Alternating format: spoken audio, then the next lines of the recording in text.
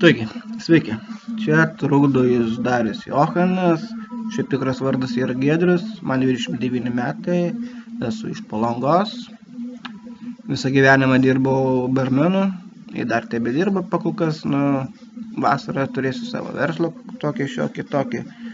Ir teko man šiaip labai daug vadovauti, ta prasme 20 padavėjų, ten daugiau, esu baro vadovas buvęs, pamainos vadybininku ir visa kita. Esu daug skaitęs seminarų, buvęs seminaruose, psichologija domiuosi, vadovo visą seminarus išklausęs labai daug, Saulius Jovaiša, jeigu žinot boso valanda, tai knygos nemažai perskaitęs visą kitą. Tad norėjau jums papasakoti, kaip galima visą tai perteikti į sargą. Kaip galima visą savo patirtį dabar galima pritaikyti sargo vadovo direktoriaus būsenai. Tai gali būti ir pavaduotojas, aišku, žinai, bet pavaduotojų situacija yra biškai kitokia negu vadovo. Tai, kas yra vadovas? Labai daug žmonių atsako skirtingai, visai kitos nuomonės yra. Aš išdėsiu savo nuomonę, kur priklausius nemažai seminaro ir visa kitaip. Ir visi sutinka su tom, kad vadovo darbas yra darbas su žmonėmis. Tai yra sunkus psichologinis darbas. Ne vien tik tais, kad ateina, yra vadovai, kurie daro savo darbą, ta prasme, susitvarko formę, aš jums jau sargo terminais jums aiškinu, nes vadovo realiam gyvenime visai kitaip yra.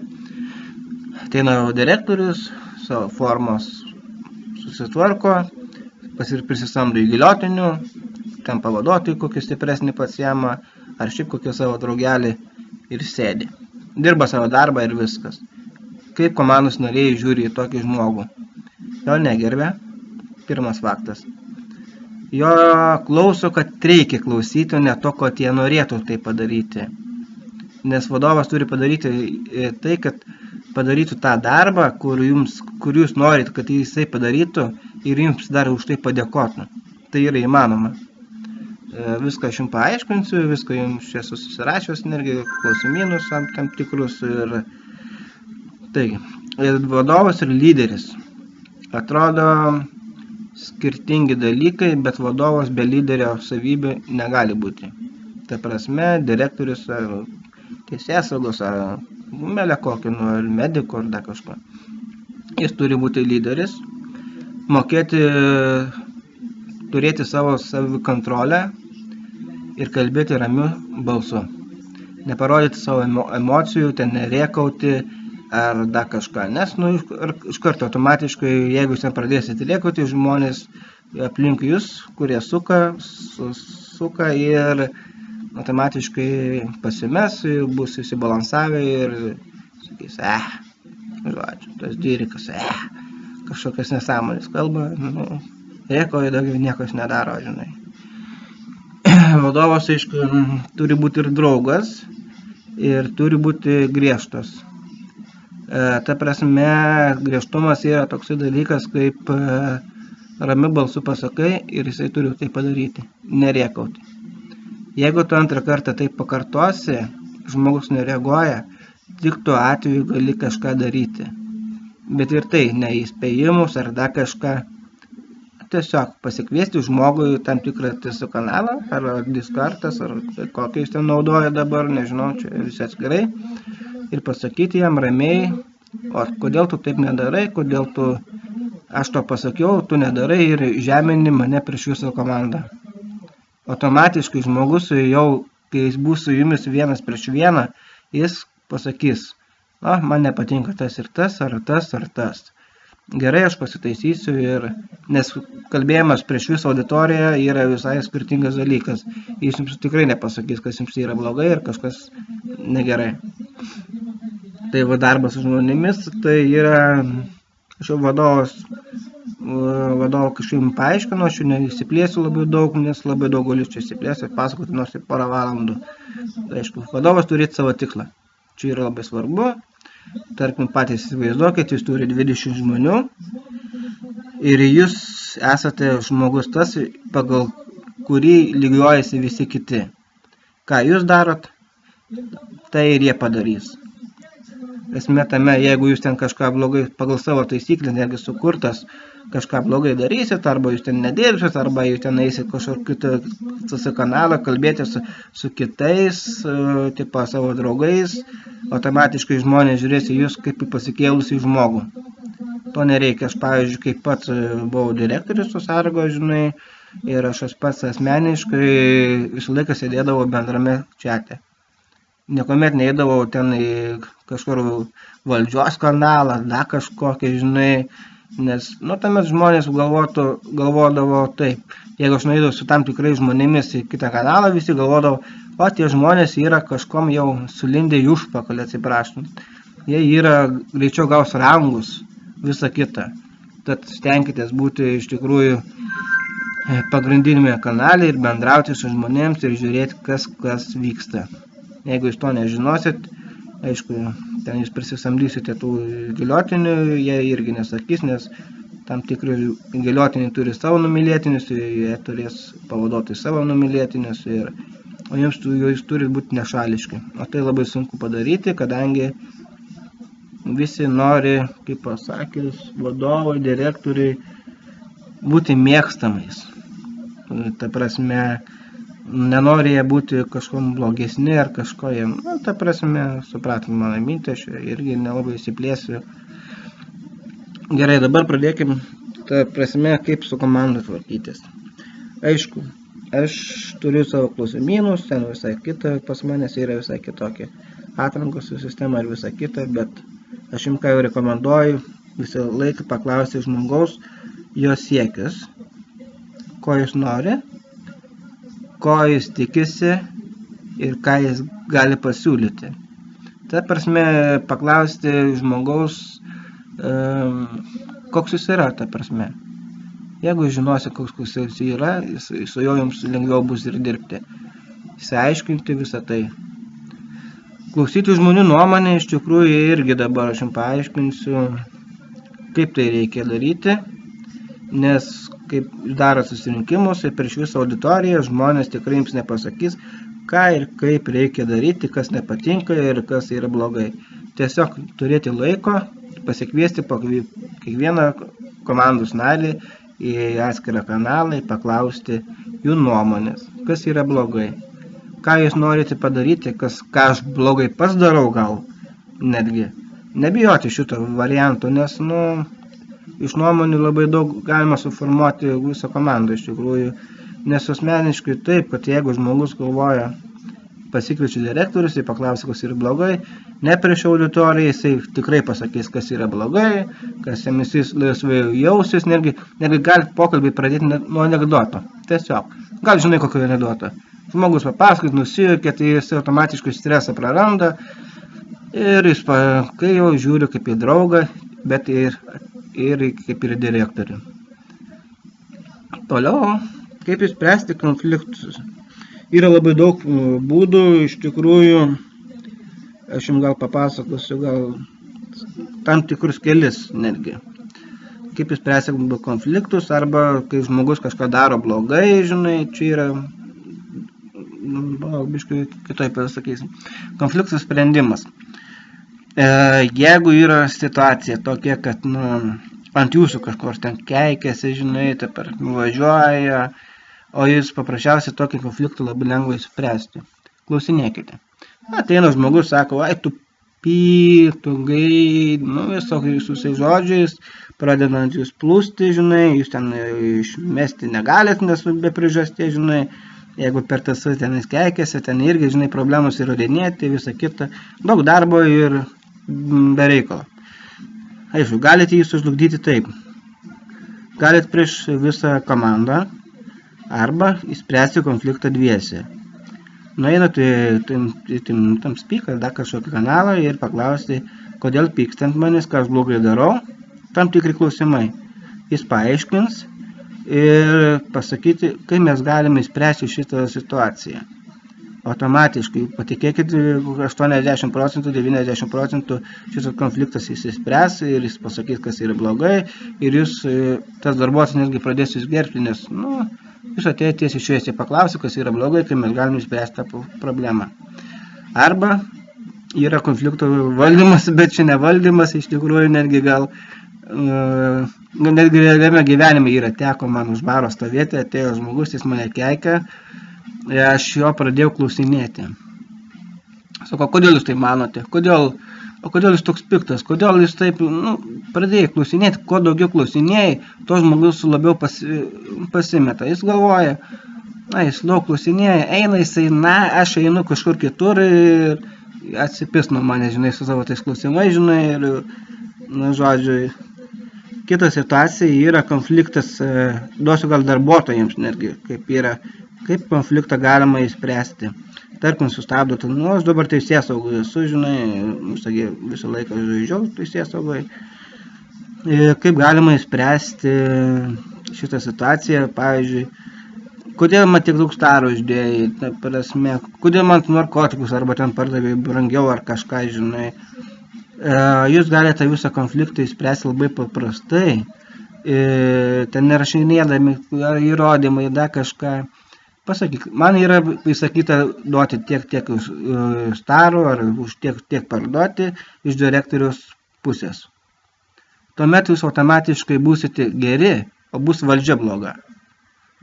Jūs būsite geras, jūs tapsite kaip draugai, sakytumėte, aš tikrai nenorėčiau dėti iš jums tiek daug staro, bet valdžia tokia yra, tokie įsakymai, aš nieko negaliu pakeisti.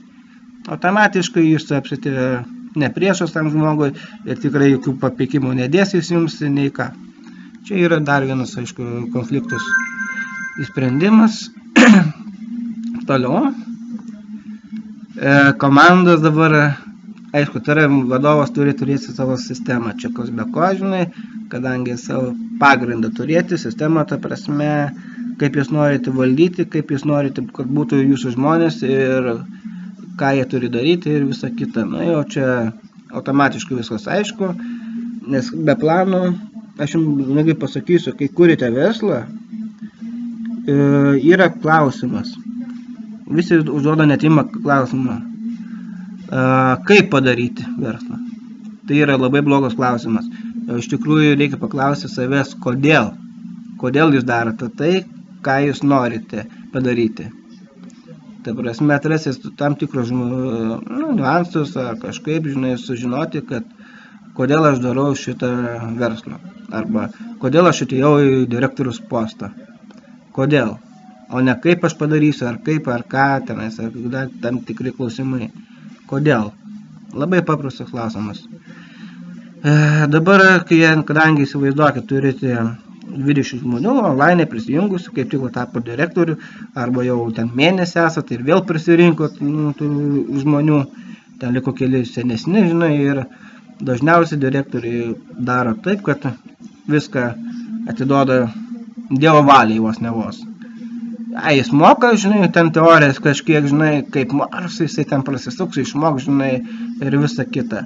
Aš, aišku, duosiu žaidėjams dabar, kurie čia ne direktorius, aišku, pusės, duosiu žaidėjams patarimą. Atėjo į naują darbą, kaip aš darau visada, daug klausinėti. Labai paprasta. Kuo daugiau klausinėsit, tuo daugiau žinosit. Klausimas nėra to, kad nežinojimas arba labai kažkas, kažko nežinai ir, niekam tikės. Kuo daugiau klausinėjai, tuo daugiau sužinai. O kuo daugiau klausinėjai to žmogaus, tarkim, jeigu yra ten koks įgaliotinis, jo klausinėjai, jis save bišką susireikšmina, o tas žmogus žiūri. O jis labai klausinėjasi, domisi, jis stengiasi, galvoja įgaliotinis arba direktorius ar pavaduotojas. Jis yra šaunuolis, jis klausinėja, nebijo klausti ir kas kaip yra. Tad atėjai į naują darbą, tikrai nebijo klausinėti, per TeamSpeak, kada kažką yra visą laiką žmonių, kurie pasakys ir, aišku, kokią komandą ten susirinkus, nes teko man irgi ateiti, kad klausi, ką tu vos nežinai, žinai, taip daryk, ką tu čia, durnas ar ką tu, žinai, kas tau negerai, kad vos nevo, žinai. Aišku, tam tikrų žmonių yra, žinai, bet vis tiek, nepasiduoti ir klausinėti. Nes jeigu nežino, tai geriau padaryti pasiklausus taisyklingai negu klaidingai. Gerai, dabar toliau duoti žmonėm motyvacijos. Aš, pavyzdžiui, kaip turėčiau komandą, ane? Kaip ir jūs įsivaizduojat, duoti tam tikras pareigas. Tarkim, yra naujokai, žiūriu, pastebėjau labai, žinai, kad ten jie negali ten kai kur, žinai, dėti žvaigždučių arba šiaip kokius darbų sistemoje važinėjęs vieni ir, ta prasme, dar bijo kažko paklausti, tai ir dažniausiai pusė komandos iškrenta dėl to, kad jie bijo paklausti ir jie yra neprižiūrimi.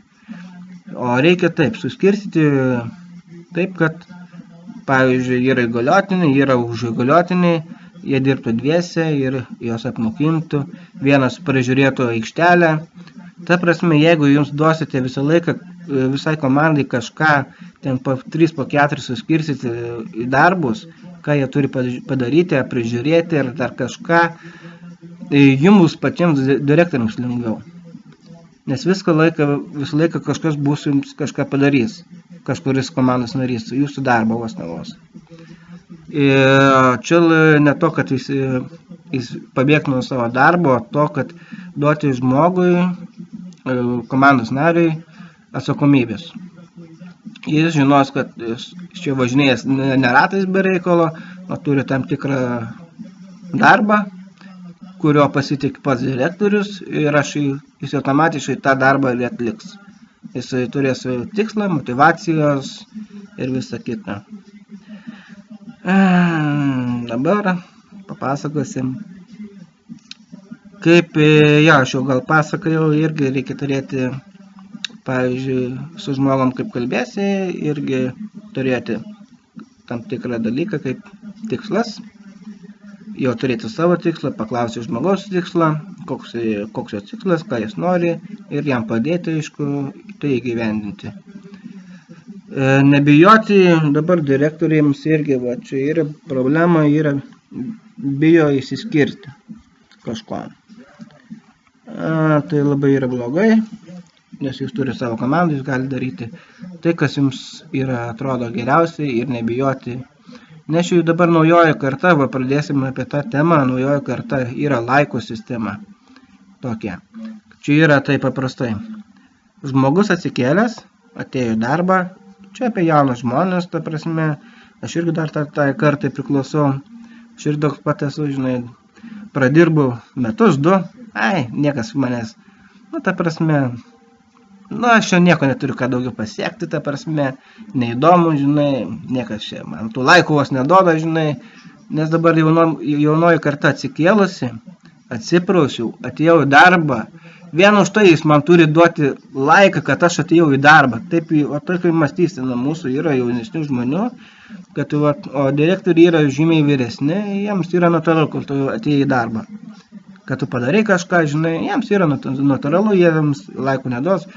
Jūs galvojat, aš einu kažkur kitur, kur mane pamėgs ir duosiu laikų, žinai, ir direktorius yra žingsnis padaryti taip, kad jeigu jisai kažką ten padaro, ten daug žvaigždučių ar daug kažką pardavė, ar kažko, žinai, pasakyti labai paprastą sakinį. Šaunuolis. Tu šiandien gerai padirbai. Viskas. Arba ačiū tau. Tu šiandien gerai padirbai.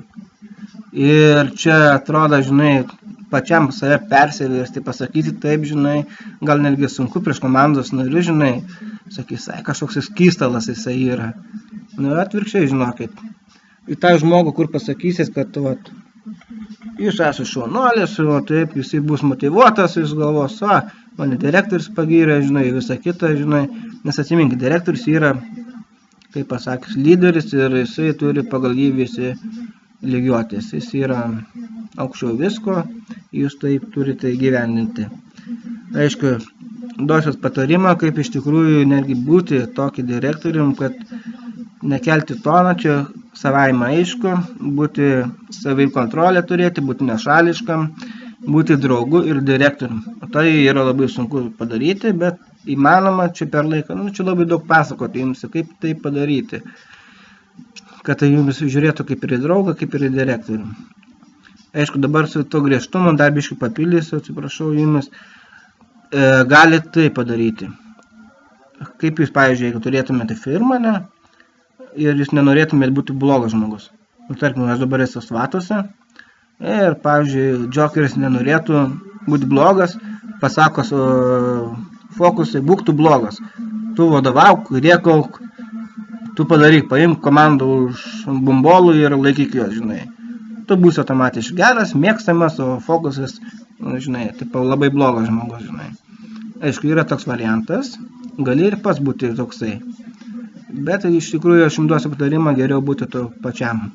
Blogus žmogus, ta prasme komandų, nu, sakyti griežtesnius žodžius ir to pačiu būti, nu, aš jums papasakojau, kaip jau gali būti darbas su žmonėmis, gali būti blogas, bet to pačiu ir geras ir žmonėms.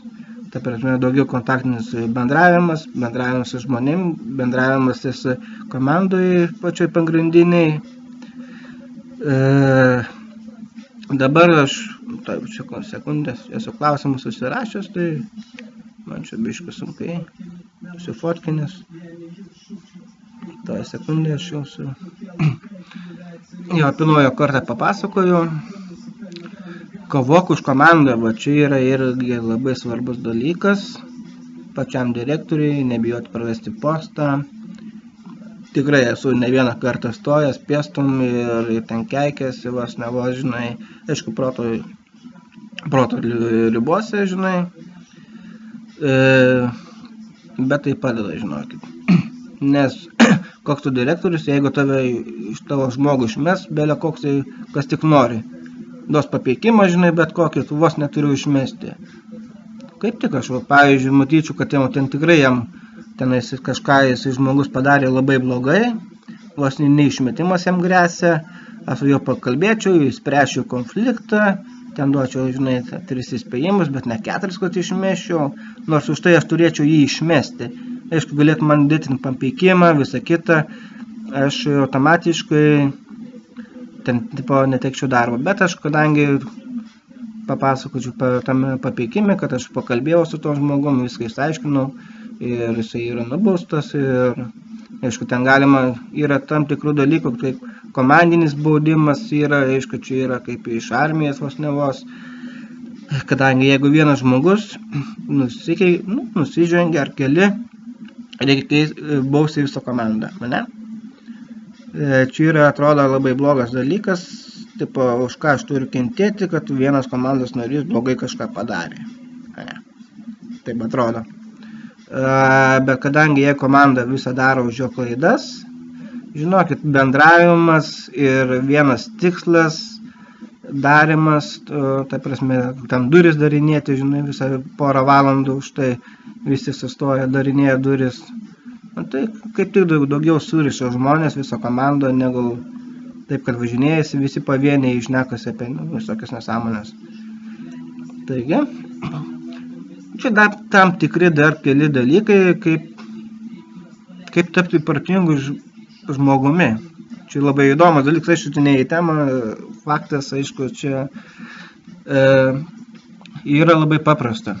Man yra pačiam tekę irgi tas visas variantas, buvo atėję 5 verslininkai, prie baro, aišku, žinai, pradėjo kalbėti, žinai. Ir kaip aš tapau jų draugu, labai paprasta. Aš sutikau su jų nuomonė. Nors aš nesupratau nei čerta, ką jie ten kalba, žinai, nei ką ten, žinai. Aš jums pritariu, sakau, žinai, pritariu, šaunuoliai, žinai. Dar kažką žinodavau, žinai, kažką pasakydavau, žinai, tam tikrai dalykai. Nes esmė tame, kad žmogus, bendraudamas su kitu žmogum, vis tiek jis įsivaizduoja save, aš kažkiek daugiau žinau už tave. Aš esu kažkiek protingesnis už tave. Visą laiką taip yra. Tad jeigu norit, paprasčiausiai susitikit su jo nuomonė ir būsite protingų žmogum, čia labai paprasta. Taigi, aš čia tam tikras niuansus pasakiau, aišku, tenais reikia daug darbo su žmonėmis, tikrai. Nuomonių išklausimas, pavyzdžiui, patys esate direktoriai, reikia klausyti DPKT, kaip ir minėjau, nežinau, nebeatsimenu aš jau, kad reikia paklausti kartą į savaitę ar į mėnesį porą kartų, ko vadovai iš jūsų tikisi, ką aš blogai darau ir ką man reikia padaryti, kad tai pataisyčiau. Ir patiems turėti tikslą, daugiau bendrauti su žmonėmis, daryti treniruotės. Čia aplamai apie teisėsaugos treniruotės, tai aplamai aš netgi, kaip sakoma, yra treniruotės komandų šaudymas, ane? Čia viena komanda pralaimi 3-0, ane? Nu tai kam to reikia? Automatiškai pralaimėjus komanda galvoja, niekam tiki, čia mano komandos nariai buvo, komanda bloga buvo, ten čytina jie, visą kitą, žinai, kaip tik reikia daryti treniruotės atvirkščiai, reikia komandinis daryti, reikia daugiau turėti vaizduotis, kad padaryti tai, kad būtų komandinis darbas, o ne šaudymas ten vienas prieš kitą. Šaudyti, žinokit, visi moka ir, pavyzdžiui, kaip treniruotės, pavyzdžiui, žiūriu, kaip sargai jau irgi labai jau dingosi iš mados, ten eisenos visokios, parados, nu tai visą tai stiprina komandą, reikia kuo daugiau daryti tokių dalykų ir aplamai netgi medikai nebedaro nieko ten su savo treniruotėm, nei taksistai, nieko, jie tik dirba savo darbą, nu tai patys pagalvokite, ar jūs norėtumėte ateiti į darbą ir dirbti, tarkim, fabrike, kelnoti kokius, nežinau, tenais kopūstus į vieną tašką, į B tašką. Nu, tai kas norės, nu. Daugumai žmonių ir išeina iš komandos, kad nėra nei motyvacijos, nuobodumas, pats direktorius yra net neaktyvus ir pats nesidomi, kaip tau sekasi, jokių tenais paskatinimų nėra. Nu, nieko, nu, kam aš ten sėdėsiu, nu, pavyzdžiui, sėdė teisėsaugoj, nu, ratais važinėjai dalinį baudas. Ar įdomu? Neįdomu, aišku. Turi visą laiką direktorius pasiimtis iniciatyvos, daryti kažkokias treniruotės, ne tik perleisti žmonėms, kurie tik turi savo tiktais treniruotės ir nesupranta, ką daro iš tikrųjų, nukopijavę iš tam tikrų dalykų ir viskas. Pakol kas ir viskas, kol kas kažkiek apibendrinau, kaip reikia daryti. Jau papasakoju, jeigu yra klausimų, aišku, rašykite, jeigu norit mane iškeikti, tebūnie, viskas tvarkoja, aš neimu galvą, žinokit, čia yra tik žaidimas, galit keikti mane, tenai sakyti asilas, durnius kažkoksai, visą kitą, man yra visiškai vienodai, žinokit. Tad jūs pasakykit, kai jūs ten parašyti eiknako, jochonai, dar kažką, žinokit, man nuo to nei šilta, nei šalta. Be reikalo jūs tik naudosiu savo klaviatūrą.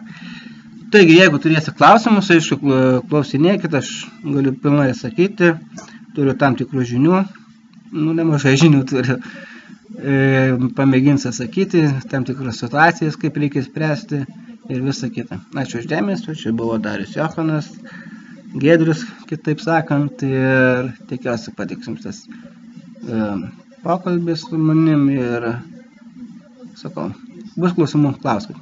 Baigiam.